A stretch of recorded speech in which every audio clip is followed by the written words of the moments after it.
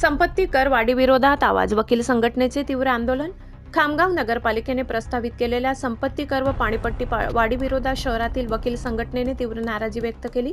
या संदर्भात बुधवारी वकील संघटनेच्या वतीने नगरपालिकेच्या कार्यालयात उपमुख्याधिकाऱ्यांना निवेदन सादर करण्यात आले. वकील संघटनेचे म्हणणे आहे की नगरपालिकेने केलेली संपत्ती करवाढ ही बेकायदेशीर, अधिकाराबाहेरची व मनमानी स्वरूपाची आहे. महाराष्ट्र नगरपालिका अधिनियमानुसार संपत्ती करात कोणतीही वाढ करण्यापूर्वी सर्वसाधारण सभा घेणे, नागरिकांशी संवाद साधणे आवश्यक असताना या नियमांचे पालन करण्यात आले नाही.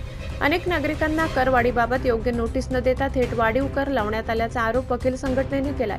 काही प्रकरणांमध्ये संपत्ती करात 900 ते 1000 टक्क्यांहून वाढ करण्यात आल्याने नागरिकांमध्ये तीव्र असंतोष आहे.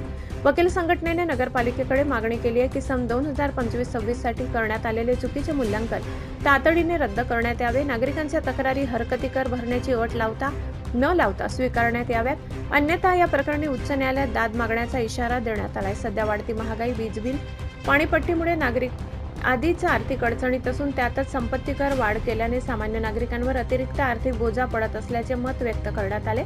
या निवेदनावेळी वकील संघटनेचे पदाधिकारी, सदस्य मोठ्या संख्येने उपस्थित होते. पोलीस टाइम्स मराठी न्यूजसाठी बुलढाणा जिल्हा प्रतिनिधी वसीमुल्ला खान.